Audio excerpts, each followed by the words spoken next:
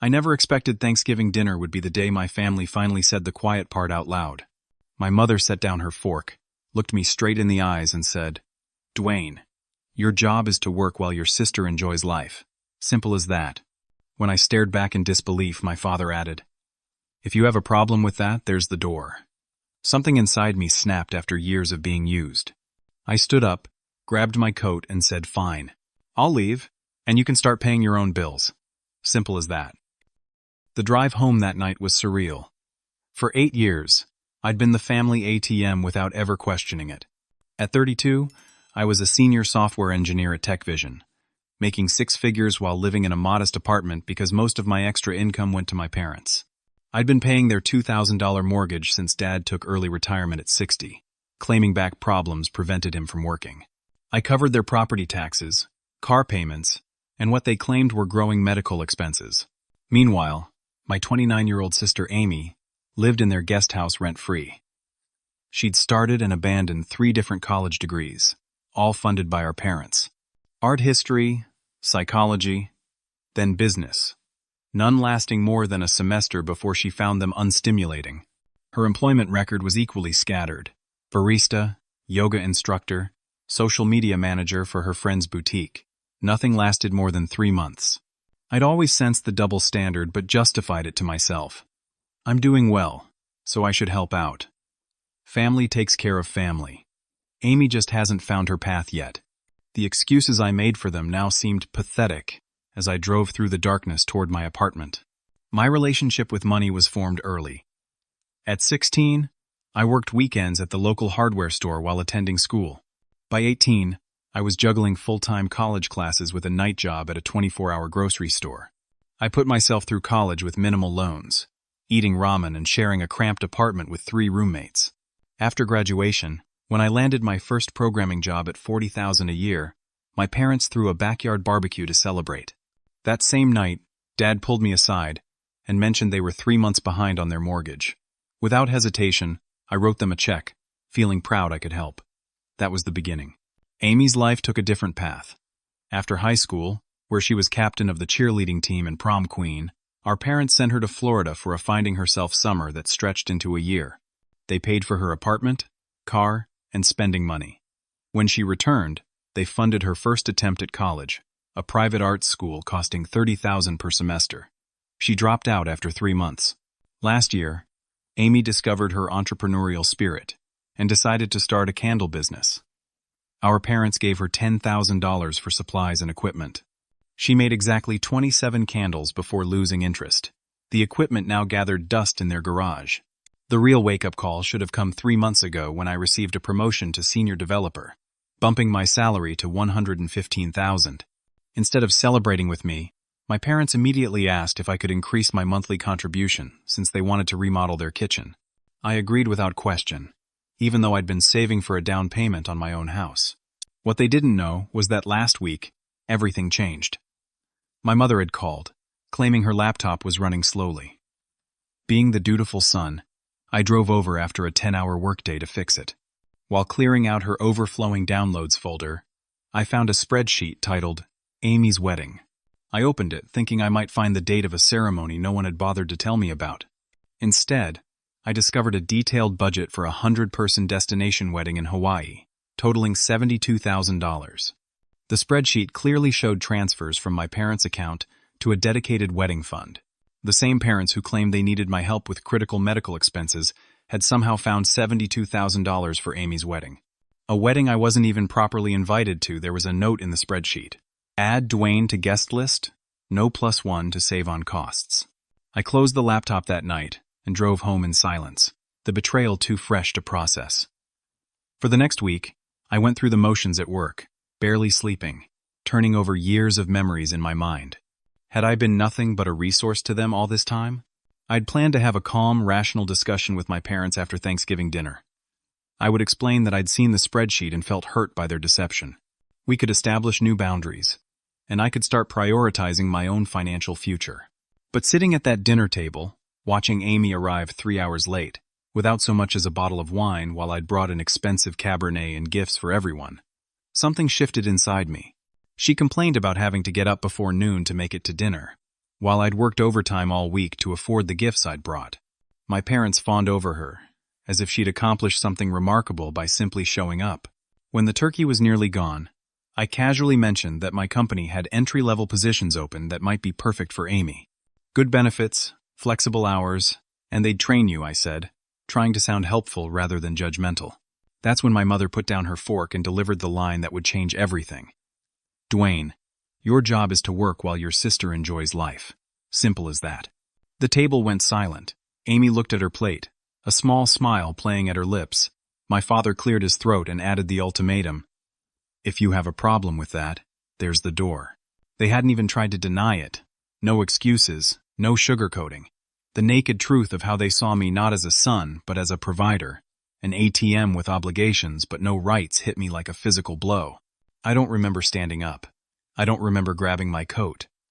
But I do remember the absolute clarity I felt when I said, "Fine, I'll leave, and you can start paying your own bills." Simple as that. The shock on their faces as I walked out the door told me they never expected me to actually leave. They thought I was too well trained, too conditioned to my role as the family workhorse. As I got in my car and drove away, my phone immediately started buzzing with texts and calls, but I ignored them all.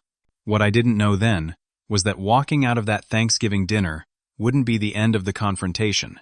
It would be just the beginning of a battle I never wanted, but desperately needed to fight.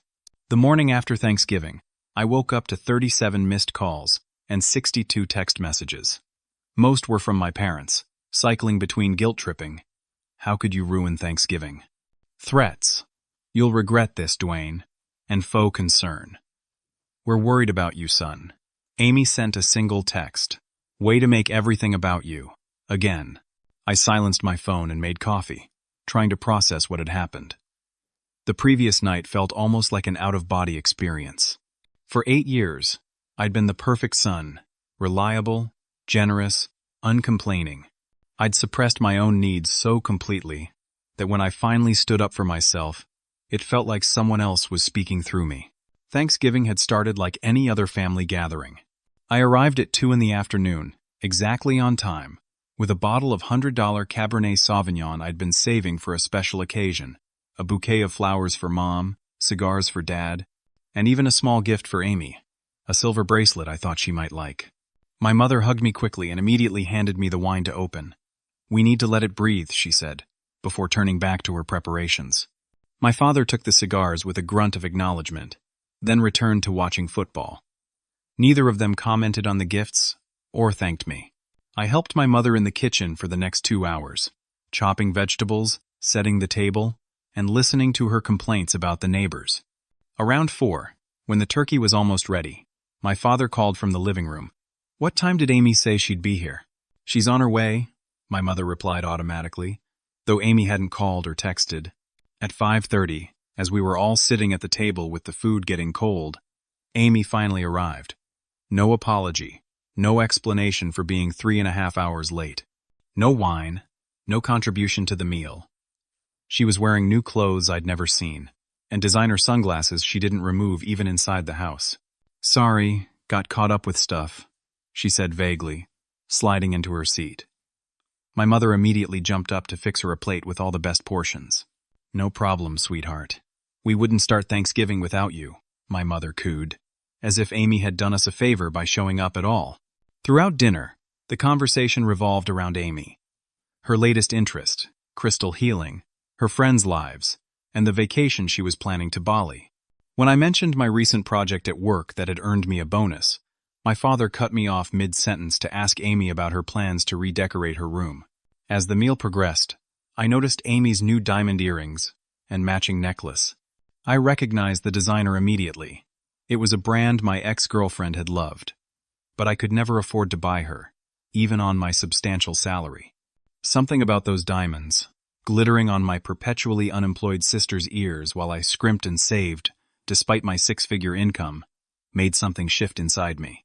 That's when I made the fatal mistake of mentioning the job opening at my company. I thought I was being helpful, offering Amy a path to independence that wouldn't require her to start at the absolute bottom.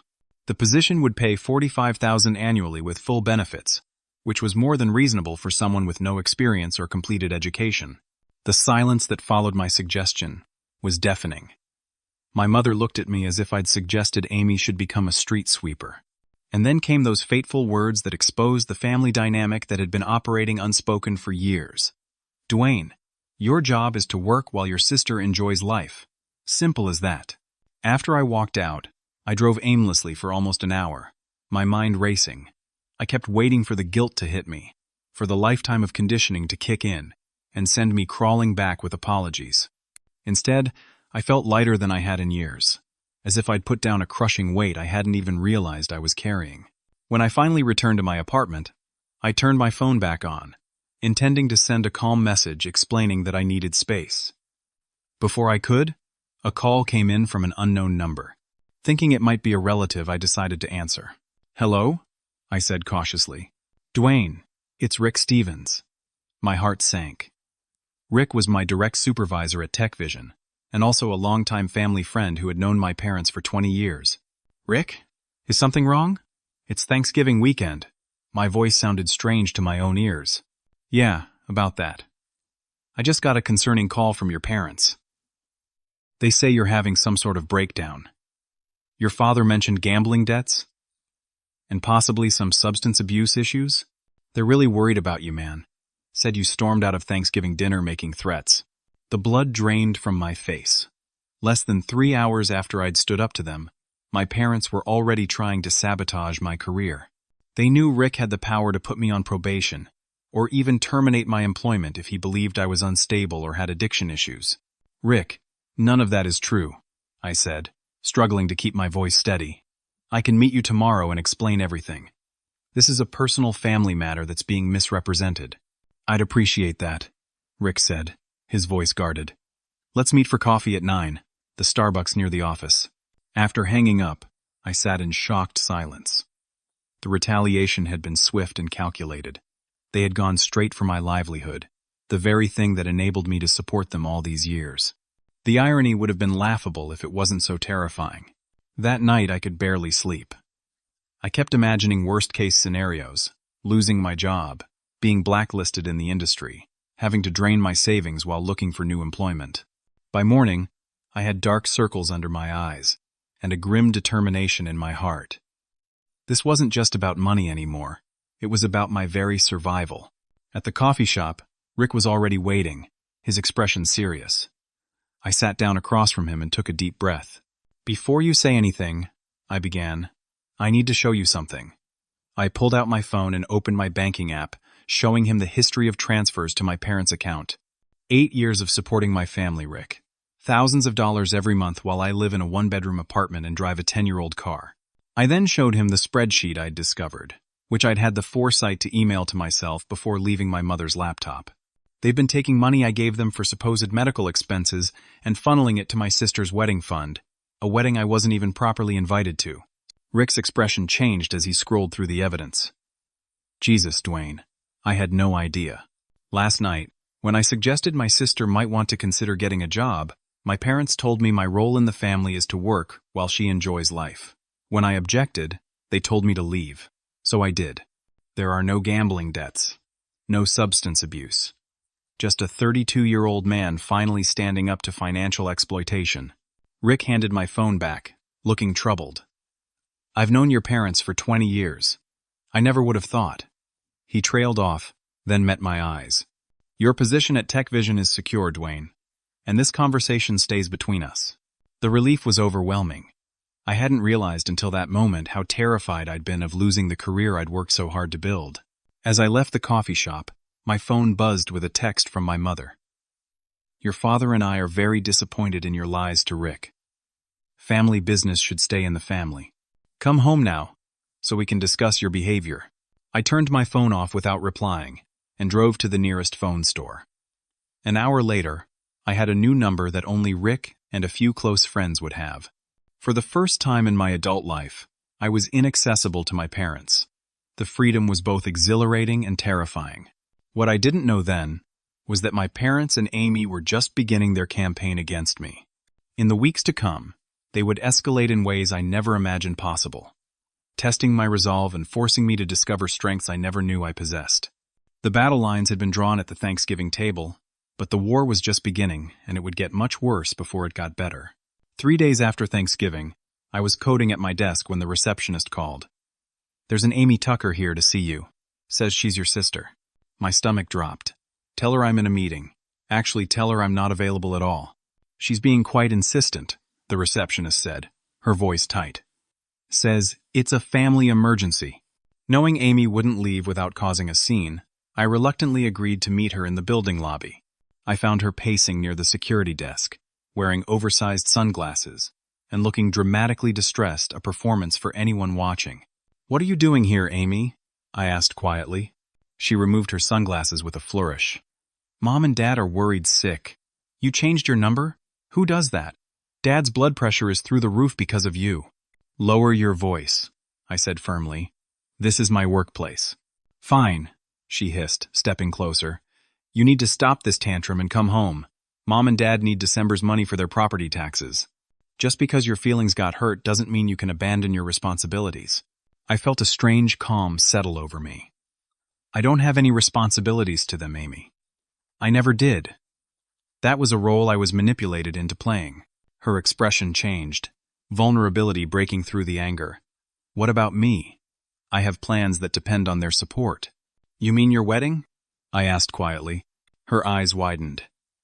"How did you?" "I saw the spreadsheet on Mom's computer. $72,000 for your destination wedding in Hawaii. Quite generous, for parents who claim they can't afford their own medical bills without my help."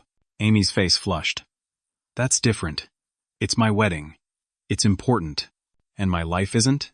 She shifted tactics, tears filling her eyes. "Dwayne, please. I'm sorry if you felt excluded. You're invited to the wedding." "Of course you are. Todd and I want you there.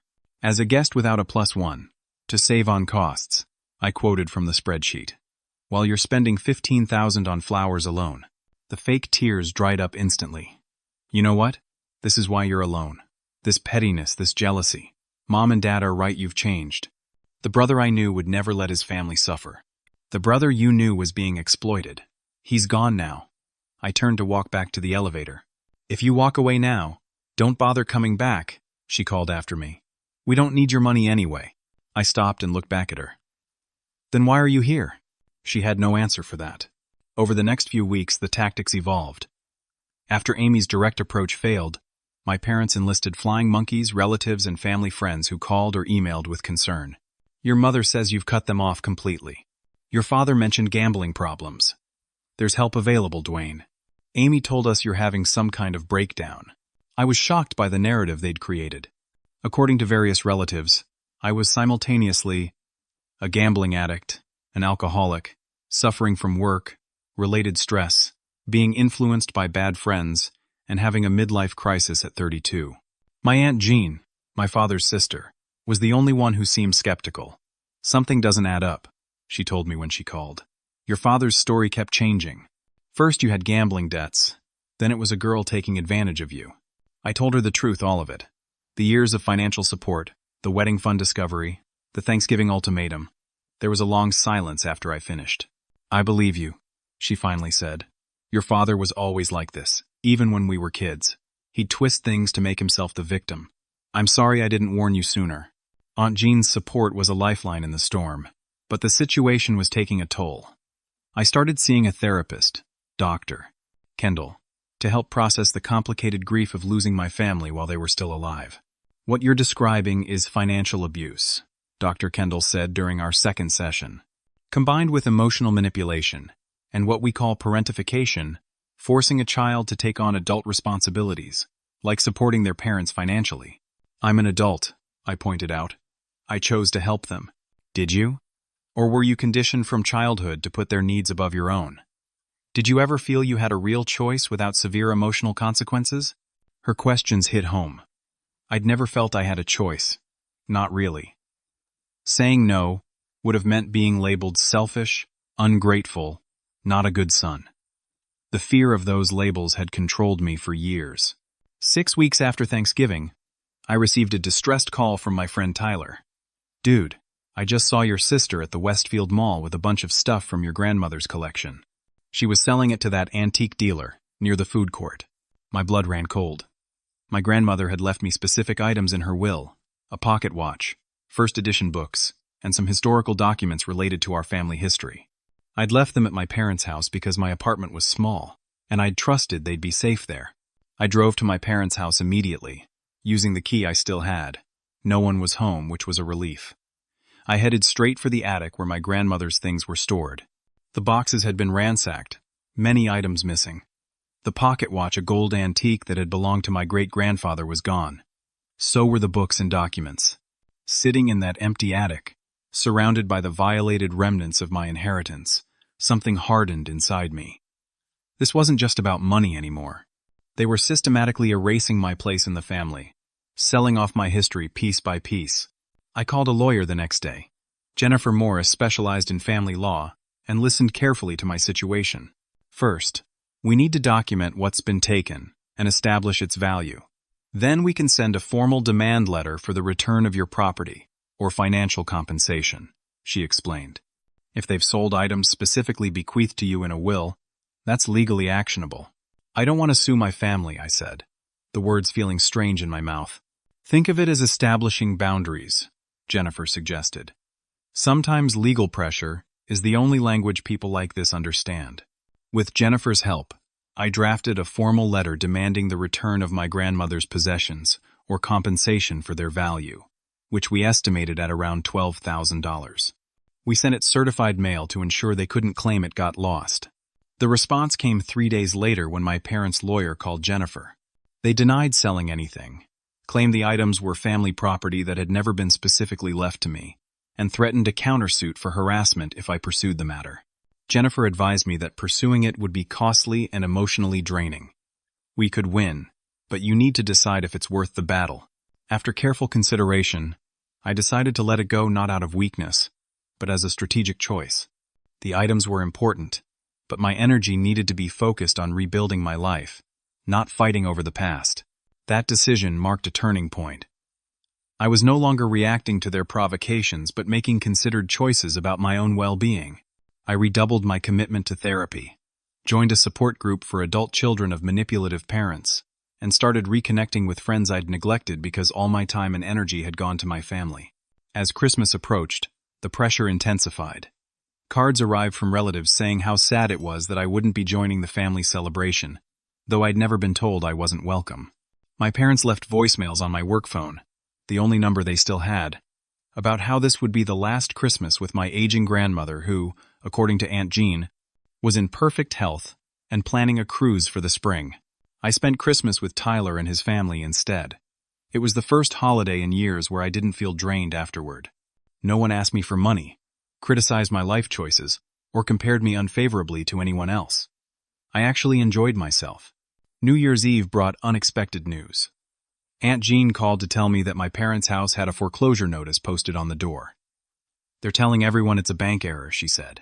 But I thought you should know. The news didn't bring the satisfaction I might have expected. Instead, I felt a complicated mix of guilt, vindication, and sadness. My parents were facing the natural consequences of their actions, yet I'd been so thoroughly conditioned to rescue them that my first instinct was still to reach for my checkbook. I resisted the urge.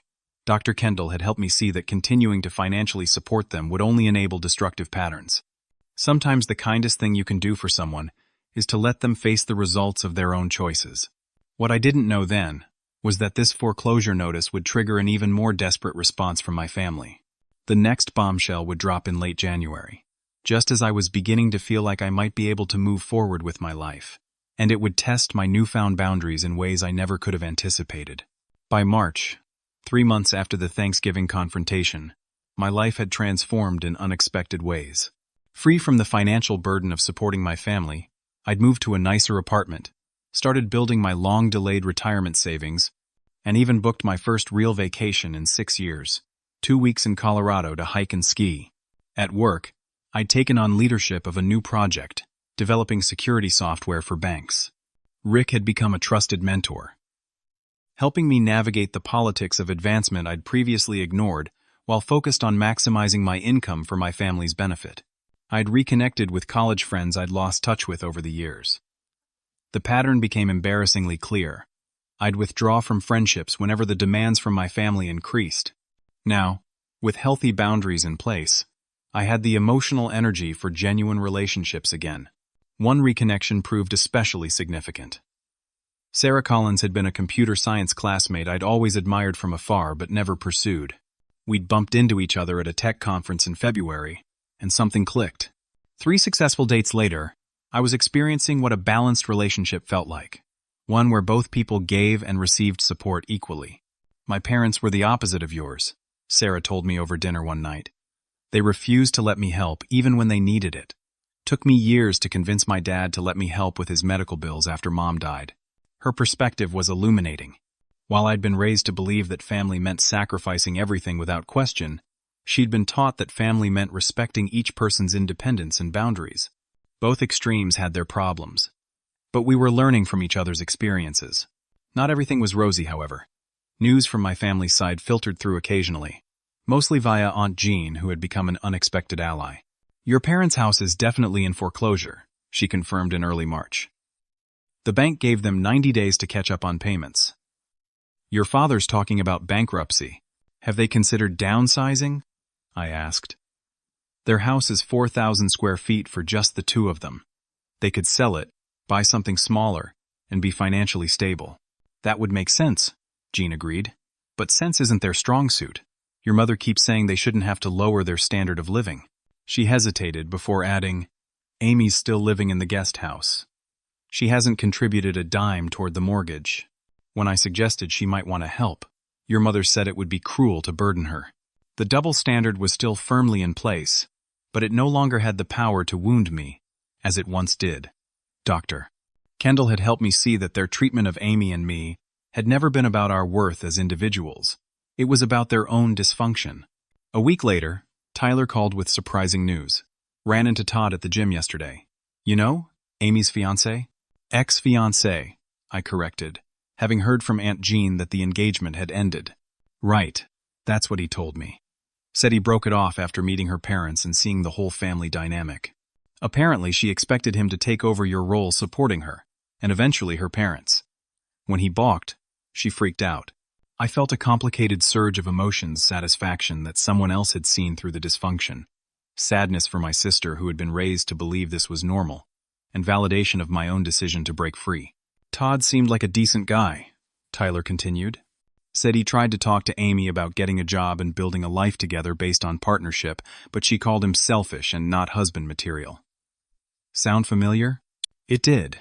The same language had been used against me whenever I'd tried to establish any boundaries. In my family's lexicon, selfish meant not willing to be exploited. Later that week, the hospital called. As I was still listed as my father's emergency contact, they needed to inform me he'd been admitted with chest pains. The doctor explained it appeared to be a minor heart attack, and he was stable. Without thinking, I said I'd be right there. On the drive to the hospital, I rehearsed what I would say. I would be compassionate but firm. I would not offer financial help. I would be the son who cared about his father's health, without becoming the ATM again. When I arrived, my mother was in the waiting room.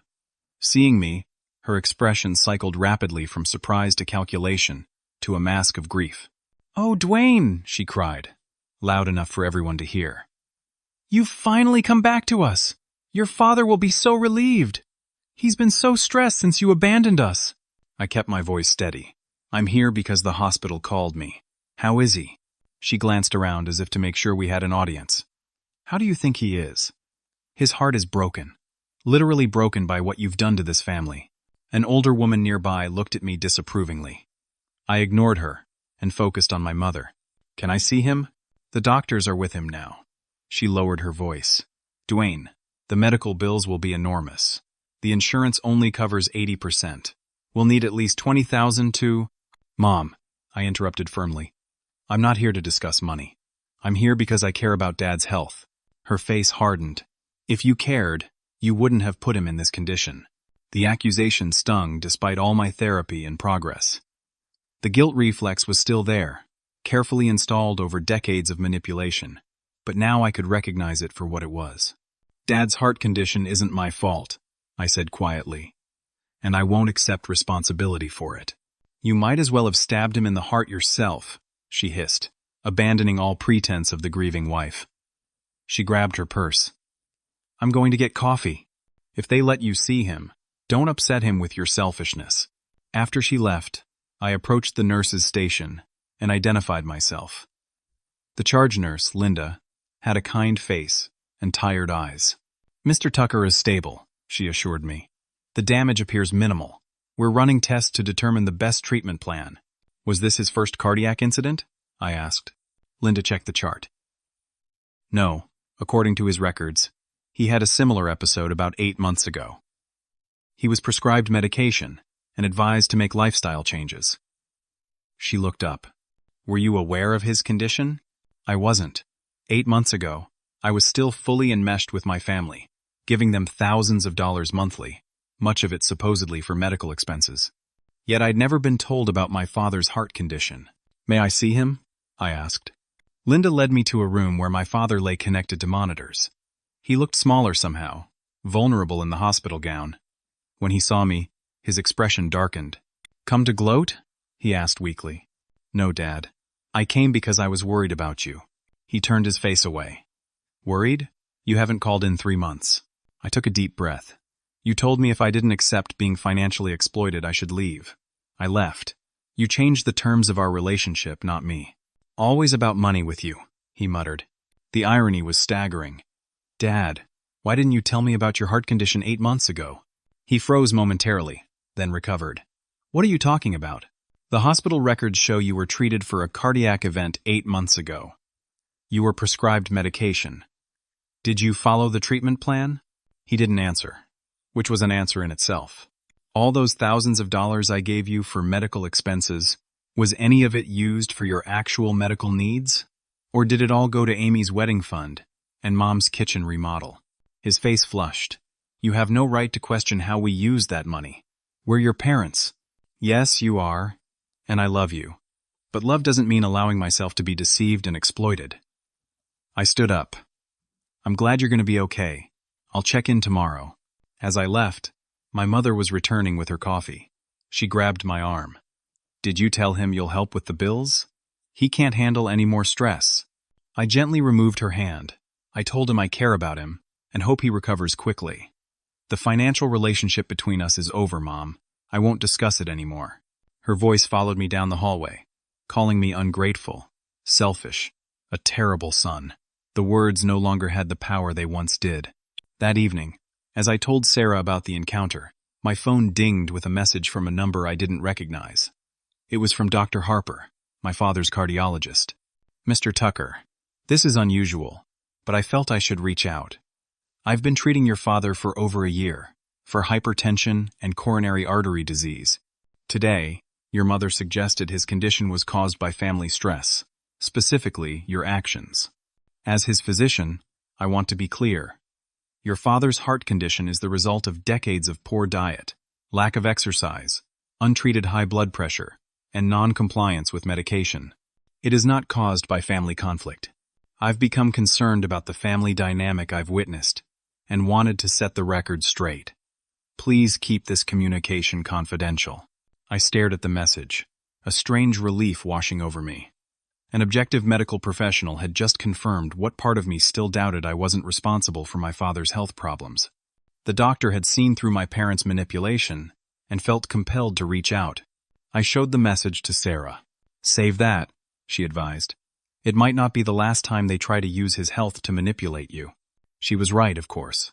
This incident represented a new phase in their campaign to regain control using my father's genuine medical condition as emotional leverage. It was more sophisticated than their earlier tactics, but came from the same playbook. What I couldn't have anticipated was that this hospital visit would trigger a series of events that would bring the entire family conflict to its breaking point. Within weeks, the dynamics would shift dramatically, forcing everyone to face truths that had been buried for decades. Despite knowing better, I couldn't fully shake the feeling of responsibility for my father's condition. Dr. Kendall called it the echo of conditioning. Even when the rational mind understands the manipulation, the emotional programming can linger. Guilt is their primary tool, she explained during our session following my father's hospitalization. It's been effective for your entire life. They're counting on that guilt to bring you back into the fold. But what if I'm wrong? I asked. What if he dies? And I could have helped. Your father has medical insurance. He has options downsizing his house, having Amy contribute, applying for assistance programs. His medical situation is not your responsibility, unless you choose to make it so. Her words made sense intellectually, but the emotional weight remained. I compromised by sending flowers to my father's hospital room with a card wishing him a speedy recovery. No promises, no money, just a human gesture from son to father. The day after my father's discharge from the hospital, my mother left a voicemail on my work phone. Her voice was tight, with barely contained rage. We received your pathetic flowers. If you think that absolves you of responsibility, you're mistaken. Your father's medical bills are piling up. The mortgage company is moving forward with foreclosure. Amy has been crying for days. Is this what you wanted? To destroy your family? Call us immediately to discuss how you're going to fix what you've broken. I didn't call back. Instead, I forwarded the message to Dr. Kendall as an example of the manipulation we'd been discussing. 2 days later, Amy showed up at my apartment. I hadn't given her my new address, which meant she'd either followed me or gotten it from someone else, both concerning possibilities. We need to talk, she said when I opened the door, pushing past me into the living room. She looked around, taking in the modest but comfortable furnishings. Nice place. Must be nice to have money to spend on yourself while your family suffers. What do you want, Amy? I kept my tone neutral, determined not to be baited. Dad's medical bills are $40,000. The insurance is dragging their feet. The house goes to auction in 30 days if the mortgage isn't brought current. Mom's talking about living in her car. She fixed me with an accusatory stare. Are you happy now? I took a deep breath. First, Dad's insurance will cover 80% of the hospital stay. I confirmed that with his doctor. The remaining balance can be negotiated with the hospital's financial aid department. Second, the house is worth at least $800,000. They have substantial equity they could access through a reverse mortgage, or by selling and downsizing. Her expression wavered slightly before hardening again. They shouldn't have to leave their home just because you decided to be selfish. And I shouldn't have to sacrifice my future because they refuse to live within their means, I countered. Amy, you live with them rent-free. Have you considered getting a job to help with expenses? She flinched as if I'd slapped her. That's different. You know I'm not good with regular jobs. I'm an artistic spirit. The absurdity almost made me laugh. An artistic spirit. And what art do you produce exactly? That's not the point. The point is you've always been the provider in the family. It's your role. You can't just walk away from it because your feelings got hurt. It's a role I was manipulated into, not one I chose, I said quietly. And I can absolutely walk away from exploitation. In fact, it's the healthiest thing I've ever done. She switched tactics, tears filling her eyes. Dwayne, please, I'm scared. I don't know what's going to happen to them, to me. For a moment, I saw my sister clearly not as the favored, spoiled child who'd benefited from my exploitation, but as another victim of our parents' dysfunction. They had crippled her in a different way, making her dependent and entitled, unable to function as an independent adult. I'll make you an offer, I said carefully. I won't resume financial support without conditions. If Mom and Dad agree to meet with a financial counselor, downsize to a home they can actually afford, and you get a job, any job to contribute to household expenses, I'll help with Dad's medical bills as a one-time assistance. Her expression cycled through hope, confusion, and finally indignation. Conditions? You're putting conditions on helping your own family? Yes, because unconditional support has enabled destructive patterns. Real help means addressing the underlying problems. She stood up abruptly. I can't believe how heartless you've become. Mom was right that therapist has poisoned you against us. We're your blood, Dwayne. Being family doesn't give anyone the right to exploit me, I said firmly. My offer stands. Take it or leave it. After she stormed out, I sat in silence, processing the encounter. I'd held my boundary despite the emotional onslaught. It wasn't easy, but it was necessary not just for me, but potentially for all of them, if it forced them to confront reality. 2 days later, my mother called my work phone again. We've discussed your insulting offer, she said icily. We refuse to be dictated to by our own son. If you won't help without these demeaning conditions, then don't help at all. But know this, if we lose our home, it's on your conscience, not ours. I understand your decision, I replied calmly. I wish you all the best in resolving your financial situation. There was a long pause before she spoke again, her voice strangely uncertain. That's it? You're really going to let this happen? Mom, I'm respecting your choice. You've decided my help with strings attached is worse than no help at all. That's your right. Another pause. What happened to you, Dwayne? You were always such a good son. The question was surprisingly genuine, lacking the usual manipulation. For a moment, I glimpsed the confused parent behind the controlling facade. I started valuing myself, I answered honestly. And I realized that being a good son doesn't have to mean sacrificing my own well-being. She hung up without responding. The next week brought an unexpected development. Aunt Jean called to tell me that Amy had gotten a job at the local Target. Part-time cashier, she reported. Your mother is acting like Amy's joined the Peace Corps, the way she's talking about her sacrifice. I felt a glimmer of hope that perhaps reality was finally beginning to penetrate. Has there been any talk of selling the house? Not yet, Jean sighed. Your father's still insisting a miracle will happen. But Amy working even part-time is progress I never expected to see. It was progress, however small. For the first time, I allowed myself to imagine a future where my family might develop healthier patterns. Not for my benefit, I had established my boundaries, and would maintain them regardless, but for their own well-being. The following Monday, I received a disturbing call from Rick at work. Your mother and sister just showed up at reception, he said tensely. They're causing quite a scene, demanding to see you. Security is asking what to do. My heart sank. I'll handle it. Tell security I'm on my way down.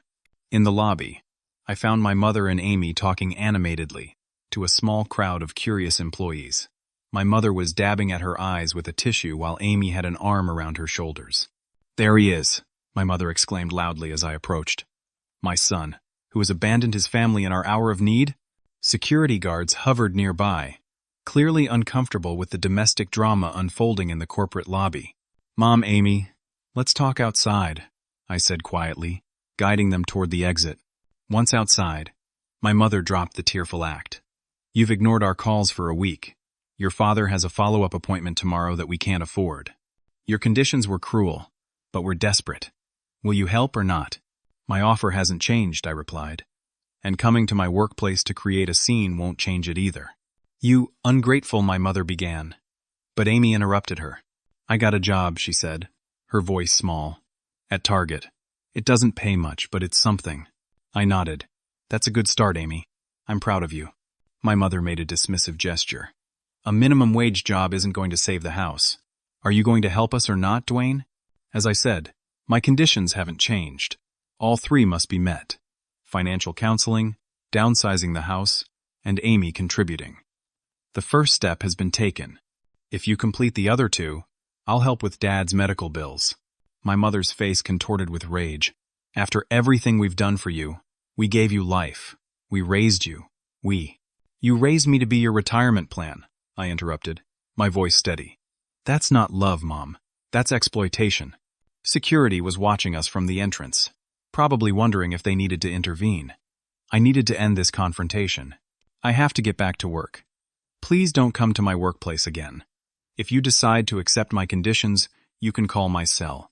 I'd recently given the number to Aunt Jean with permission to share it only if my parents showed genuine willingness to change. As I turned to leave, my mother called after me. This isn't over, Dwayne. You'll regret turning your back on family. Her words sent a chill down my spine, not because I feared her, but because I recognized the desperate rage of someone losing control. For the first time, I wondered just how far they might go to regain their power over me. I didn't have to wait long to find out. The next day, I received an email from an unfamiliar law firm, Greenberg and Associates. The subject line read, Notice of Intent to File Suit, Tucker Family Trust. With a sense of dread, I opened it. The email stated that my parents were preparing to file a lawsuit against me, claiming we had a verbal contract for lifetime financial support in exchange for parental investment in my education and upbringing. They were seeking damages of $500,000 for breach of contract and emotional distress. I forwarded the email to Jennifer Morris, the lawyer I'd consulted about my grandmother's possessions. She called me within the hour. This is mostly bluster. she assured me after reviewing the email. Verbal contracts for lifetime support based on normal parental obligations wouldn't hold up in court. However, if you've been supporting them for years, they might try to argue that an implied contract exists. What should I do? I asked. Don't respond directly. Let me send a formal reply from my office and document everything, every interaction, every threat, every demand. Forward me any voicemails or texts. If they're serious about pursuing this, we'll be ready. As Jennifer predicted, no actual lawsuit materialized. The threatening email had been a bluff, a final desperate attempt to frighten me back into compliance. When it failed, an unexpected silence fell over the battlefield. For 2 weeks, I heard nothing from my parents or Amy. The silence was more unnerving than the attacks had been. What were they planning? Had they given up? Found another source of money? The uncertainty kept me on edge, until a rainy Tuesday evening when my phone rang with Aunt Jean's number. "Dwayne," she said without preamble. "Something's happened." Amy called me in tears. She found something while looking for financial documents in your parents' home office, something about you. She wouldn't tell me what, but she wants to meet with you. She says it's important. "It's probably another trap," I said wearily. "I don't think so." She sounded different. Scared, maybe. She asked me not to tell your parents I was calling you. My instinct was still to refuse. But something in Jean's description gave me pause. Did she say where she wants to meet? "The coffee shop near your old apartment. Tomorrow at noon." She specifically said to come alone. Against my better judgment, I agreed. If this was another manipulation, I would walk away immediately. But if Amy was genuinely reaching out, separate from our parents' influence, it might represent a crack in the family system, a possibility for real change. What I couldn't have known was that this meeting would reveal a truth so shocking it would permanently alter my understanding of my family and finally give me the key to resolving the conflict once and for all. The coffee shop was crowded when I arrived, which was actually a relief. A public place with plenty of witnesses would discourage any dramatic scenes. I spotted Amy in a corner booth, hunched over a mug, looking uncharacteristically subdued. No designer clothes or flashy jewelry today, just jeans and a plain sweater. Her hair pulled back in a simple ponytail. She glanced up as I approached, and I was struck by how tired she looked. The confident, entitled sister I'd known my entire life seemed diminished somehow. "You came," she said, sounding surprised. "Aunt Jean said it was important." I slid into the seat across from her. "What's going on, Amy?" She took a deep breath. "First, I need to say something. I'm sorry, Dwayne. For everything. For taking advantage. For never acknowledging everything you did for us. For the things I said after Thanksgiving. The apology was so unexpected, I didn't immediately know how to respond. After a moment, I managed, "Thank you for saying that." She twisted her coffee mug nervously. "The past 4 months have been educational. Working at Target, seeing how the real world operates, realizing that money doesn't just appear magically in bank accounts." She gave a bitter laugh. "I should have learned this lesson 15 years ago." "Better late than never," I offered. She nodded. "After you left, everything fell apart. Not just financially. The whole family system. Mom and Dad started treating me the way they used to treat you, constant demands, guilt trips. Nothing I did was ever enough. Suddenly I was expected to solve all their problems because you weren't there to do it anymore. I'm sorry you're going through that," I said, genuinely meaning it. But I couldn't continue enabling them. "I know that now." She looked down. "The thing is, working at Target has given me perspective. My manager is 58, a single mom who put 3 kids through college. My coworker Jim is 70, still working because his pension isn't enough. They don't complain. They just do what needs to be done." She met my eyes. "Meanwhile, our parents, who are perfectly capable of working, expect to be supported in luxury because they feel entitled to it." Her insight was surprisingly perceptive. "That's a big realization." "Yeah, well, nothing like minimum wage to adjust your worldview." She took another deep breath. "But that's not why I asked you here. 2 days ago, I was looking for their insurance information to help with Dad's medical bills. I found a locked file cabinet in their office. The key was hidden in Mom's desk drawer. My interest sharpened. What was in it? Financial records going back 30 years. Tax returns. Investment statements. She hesitated. And a folder with your name on it. Something cold settled in my stomach. What was in the folder? Amy reached into her bag and pulled out a manila envelope. Copies of everything. I put the originals back so they wouldn't know I found them. I opened the envelope with growing dread. Inside were bank statements, legal documents, and what appeared to be trust fund paperwork all bearing my name. I don't understand, I said, scanning the documents. What is this? Grandma Tucker Dad's mother set up trust funds for both of us when we were born, Amy explained, her voice tight. Equal amounts. The trusts were supposed to be transferred to our control when we turned 25. Mine was. Yours. She didn't need to finish the sentence. I was looking at the evidence. My parents had somehow gained control of my trust fund and never told me about it.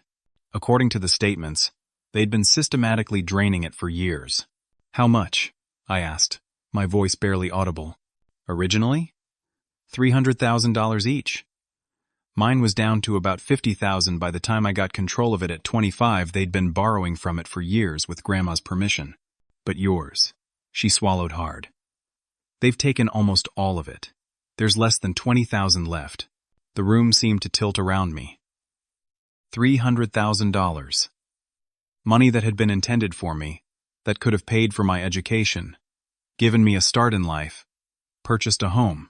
All gone, siphoned away by the very people who had made me feel guilty for not supporting them enough. Did you know about this? I asked, struggling to keep my voice steady. She shook her head vehemently. No, I swear. I knew I had a trust fund from Grandma, but I thought you didn't get one for some reason. By the time I received control of mine, there wasn't much left anyway. How did they get control of my trust? I asked, examining the legal documents. Amy pointed to a signature page. This transfer of trusteeship, it has your signature, but the date. She hesitated. I looked closer. The document, dated 12 years ago, appeared to show me transferring control of my trust fund to my parents. The signature looked like mine, but something was off about it. I never signed this, I said with absolute certainty. I didn't even know the trust existed. I figured, Amy said grimly. The date on this document is when you were away at that coding boot camp in Seattle. You weren't even in town. The implication was clear. My parents had forged my signature to gain control of my trust fund, then systematically drained it while keeping its existence secret from me.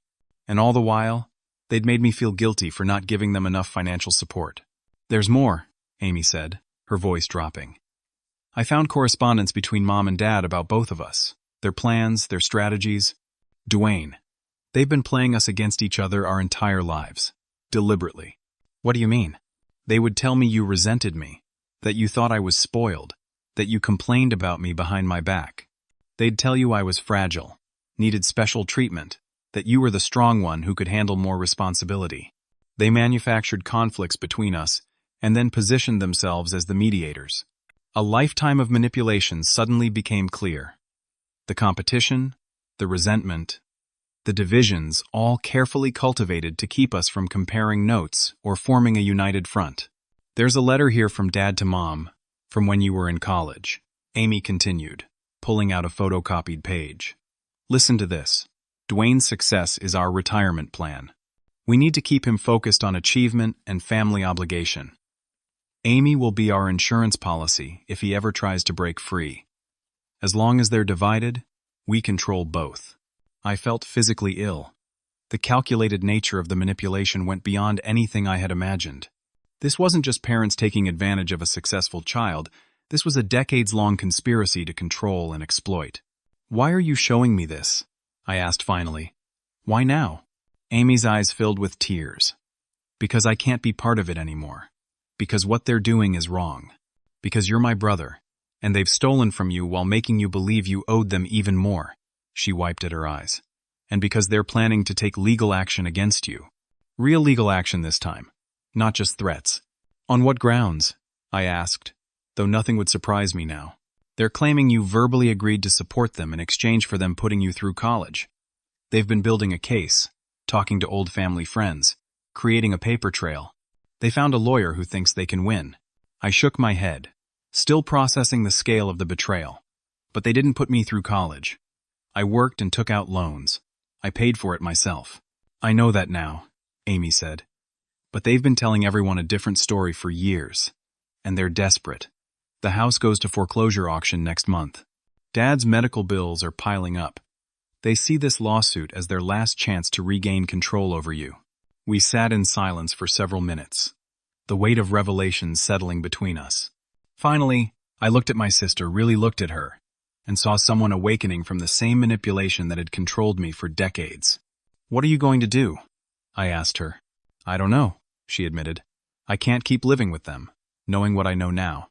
But I don't have much savings, and Target doesn't exactly pay enough for my own place." "And the wedding? Todd?" She gave a hollow laugh. "The wedding's off. Todd saw through them before I did. He said he couldn't marry into a family with such unhealthy dynamics." Her expression turned serious. He was right. I just couldn't see it then. I made a decision in that moment, one based not on guilt or obligation, but on genuine compassion for a fellow survivor. "I have a spare bedroom in my apartment," I said. "It's yours if you want it. Temporarily, while you get on your feet.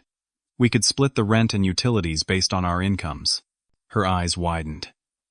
"You'd do that? After everything? You're taking steps to break free of their manipulation. That takes courage. And you've just done me a huge service by showing me these documents." I tapped the envelope. "Besides, we've both been victims here. Maybe it's time we stop seeing each other as competition." Amy's tears spilled over. "I don't deserve your help." "It's not about deserving," I said. "It's about doing the right thing, and maybe healing some of the damage they caused by turning us against each other." As we left the coffee shop, plans tentatively made for Amy to move in the following weekend, I felt a strange mix of emotions: anger at the decades of deception, relief at finally understanding the true nature of my parents' manipulation, and an unexpected hope for a genuine relationship with my sister. What I didn't yet know was that the documents Amy had discovered would become the foundation for a confrontation that would finally bring the entire family system crashing down, and from the rubble, the possibility of something healthier might emerge. Armed with the evidence Amy had provided, I immediately contacted Jennifer Morris. After reviewing the documents, she was unequivocal. "This is fraud, Dwayne. Clear and simple. Forging your signature to gain control of your trust fund is a criminal offense. And if they've been systematically misappropriating those funds for their own use, that's embezzlement." "What are my options?" I asked. "We could file a civil lawsuit to recover the misappropriated funds," she explained. "Or you could potentially pursue criminal charges. Either way, I recommend we start with a demand letter, outlining what we know and proposing a resolution." I took a deep breath. "Draft the letter. But I want to try one more approach first." The following weekend, Amy moved into my spare bedroom. The sister who arrived with 2 suitcases and a box of personal belongings was almost unrecognizable from the entitled princess who had berated me in my office lobby just months earlier. She insisted on paying what she could afford in rent, $300 a month, about a quarter of the actual cost, and took over grocery shopping and cooking to compensate for the difference. "I never realized how exhausting working retail is," she admitted after her first full week living with me. "Standing all day, dealing with entitled customers, coming home with barely enough energy to cook dinner. Welcome to the real world," I said, but without malice. "The world Mom and Dad tried to shield you from while expecting me to navigate it and support them at the same time." Over the next few weeks, Amy and I began to build the sibling relationship we'd never been allowed to have. We shared stories from childhood, comparing notes on how our parents had manipulated each of us differently. The patterns were clear in retrospect. My parents had positioned themselves as protectors, interpreters, and mediators, ensuring they controlled all information and interaction. Meanwhile, Jennifer completed the demand letter, detailing the trust fund fraud and demanding restitution. We agreed to hold off sending it until after a direct confrontation. I wanted to give my parents one final opportunity to acknowledge their actions and make amends before escalating to legal proceedings. "Are you sure you want to do this in person?" Sarah asked the night before the planned confrontation. She had been an unwavering support through this entire process, offering perspective without judgment. "I need to see their faces when they realize we know everything," I explained. "And Amy needs closure too." Sarah nodded. "Just remember, people like your parents rarely admit fault, even when confronted with irrefutable evidence.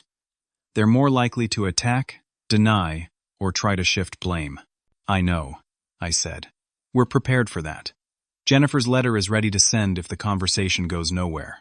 The next day, Amy and I drove to our parents' house together. It was strange, seeing it through new eyes, the oversized suburban home that had been maintained at the expense of my financial future and Amy's independence. I'm nervous, Amy admitted, as we pulled into the driveway. Me too, I confessed. But remember, we have the truth on our side now. No more manipulation, no more secrets. Our father answered the door, surprise registering on his face at seeing us together. Well, he said, recovering quickly, the prodigal children return. To what do we owe this honor? We need to talk, I said simply. All of us. It's important. He hesitated, then stepped aside to let us in. The house was noticeably less tidy than usual, small signs of financial distress evident in the unrepaired broken blinds and the dated magazines on the coffee table. Our mother emerged from the kitchen, her expression cycling rapidly from shock to calculation to a forced warmth. Amy, Dwayne, what a wonderful surprise. Let's sit down, I suggested, gesturing to the dining room table where so many family dynamics had played out over the years, including the fateful Thanksgiving confrontation. Once we were all seated, an uncomfortable silence fell. My father broke it. If you've come to apologize and make things right, we're willing to listen. Actually, I said calmly, we're here to discuss the Tucker family trust established by Grandma Tucker. Specifically, how you gained control of my portion through forgery, and have been systematically draining it for years without my knowledge. The shock on their faces was genuine, not at the accusation itself, but at the fact that we knew. My mother recovered first. That's absurd. What have you been telling your brother, Amy? More lies? Amy held her ground. I found the documents, Mom. All of them. The trust paperwork, the forged transfer of trusteeship, the bank statements showing withdrawals. I even found your letters discussing your strategy to keep us divided and dependent. My father's face had gone pale.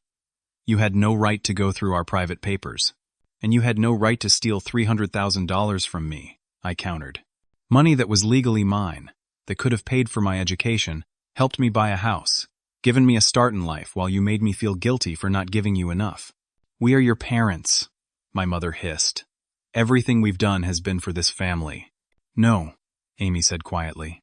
Everything you've done has been for yourselves. You've treated us like resources to be exploited, not children to be loved and supported. My father switched tactics, his voice softening. You don't understand the sacrifices we made for you kids. The trust money was just repayment for everything we invested in raising you. Then why keep it a secret? I asked. Why forge my signature instead of simply asking me? Why make me believe I owed you support when you were already taking hundreds of thousands of dollars that were rightfully mine? And why tell each of us different stories about the other? Amy added. Why manufacture conflicts between us? Those letters I found spelled it out pretty clearly. You wanted to keep us divided so we'd never compare notes. Our parents exchanged glances, some unspoken communication passing between them. My mother's expression hardened. You ungrateful children have no idea what it takes to raise a family. If we hadn't managed that money, you would have wasted it. We were protecting you from yourselves. By stealing from us? Amy asked incredulously. By lying to us our entire lives? My father leaned forward, voice low and threatening. What exactly do you want? Money's gone. House is nearly gone too, thanks to Dwayne abandoning his responsibilities. If you came here to gloat over our misfortune, you've had your fun. Now get out. We didn't come to gloat, I said evenly. We came to offer you a choice. I placed a folder on the table between us. Inside are two documents. The first is a family reconciliation agreement drafted by a professional mediator. It acknowledges the trust fund fraud without requiring you to admit guilt publicly. It establishes clear financial boundaries going forward, no more support from either of us without transparency and accountability. And it requires family therapy, as a condition for any ongoing relationship. My mother scoffed. And the second document? A formal demand letter from my attorney detailing the trust fund fraud, the forged documents, and the misappropriated funds. If you reject the reconciliation agreement, this letter will be delivered tomorrow, beginning legal proceedings to recover what was stolen from me. Those proceedings would be public record, by the way. The threat of public exposure hung in the air. My parents had always been obsessed with appearances, with maintaining the facade of a perfect family. The idea of their friends, neighbors, and extended family learning about their fraud was clearly terrifying. "This is blackmail," my father blustered, but his voice lacked conviction. "No, Dad. This is accountability." I kept my voice gentle but firm. For the first time in our family's history, actions have consequences. Real ones. Not manufactured guilt trips or emotional manipulation. "We just want honesty," Amy added. "And a chance to build a healthier relationship moving forward if that's even possible." Our parents retreated to the kitchen to confer in private. Amy and I sat in silence, neither of us sure which path they would choose. After what seemed like an eternity, they returned. My mother's eyes were red, my father's posture defeated. "We'll sign your agreement," my mother said, her voice brittle. "But I want it noted that we've always acted out of love for this family, whatever you choose to believe." "I hope that's true," I said sincerely. "Because love, real love, is the only foundation we can build on going forward." The next month was a careful, halting process of reconstruction. As required by the agreement, my parents began downsizing, putting their house on the market and looking for an affordable condo. Amy continued working at Target but also enrolled in community college classes, discovering a genuine interest in accounting. The family therapy sessions were painful but necessary. Our parents struggled to acknowledge the harm they'd caused, often falling back on justifications and deflections. But slowly, guided by Dr. Sen Manning, a therapist specializing in family systems, small breakthroughs occurred. During our fourth session, my father finally admitted something I'd never expected to hear. "I was raised believing children exist to support their parents," he said quietly. My father demanded the same from me. I thought it was normal. It was wrong, but it was all I knew. It wasn't exactly an apology, but it was a glimpse of self-awareness I hadn't thought him capable of. My mother's breakthrough came later, after Dr. Manning asked her to imagine the situation reversed, how she would feel if her parents had secretly taken a large sum of money that was rightfully hers. "I'd be furious," she admitted reluctantly. "I'd feel betrayed, like I wasn't really loved for myself but for what I could provide." She looked at me then, really looked at me, perhaps for the first time. I never thought of it that way before. By Thanksgiving 1 year after the confrontation, that had started it all, enough healing had occurred for us to attempt a family dinner. Not at the old house, which had sold 2 months prior, but at a neutral location, a private room at a local restaurant, with Sarah and Aunt Jean joining us. The dinner wasn't perfect. Old habits surfaced occasionally, quickly addressed by Dr. Manning's techniques. But there were also moments of genuine connection, of careful listening, of tentative repair. As we finished dessert, my father raised his glass. To new beginnings, he offered, and to lessons learned the hard way. I raised my glass in return, making eye contact with each person around the table. To family not defined by obligation or exploitation, but by mutual respect and genuine care. Later that night, as Sarah and I walked into my apartment, our apartment now, since she'd moved in the previous month when Amy found her own place, she squeezed my hand. "You did it," she said. "You broke the cycle." I thought about the journey of the past year, from exploitation to confrontation to cautious healing. "We broke it," I corrected, thinking of Amy's courage in showing me the documents, of Sarah's unwavering support, of Aunt Jean's quiet alliance, even of my parents' belated steps toward change. The trust fund money was gone, unlikely to ever be recovered. But I had gained something far more valuable: self-respect, boundaries, an authentic relationship with my sister, and the possibility, just the possibility, of a healthier relationship with my parents built on truth rather than manipulation. As I fell asleep that night, I realized the most important lesson of all. Family should be defined not by blood or obligation, but by mutual respect and genuine love. Sometimes creating that family requires walking away from toxic patterns, setting firm boundaries, and demanding accountability. It isn't easy, but it's necessary.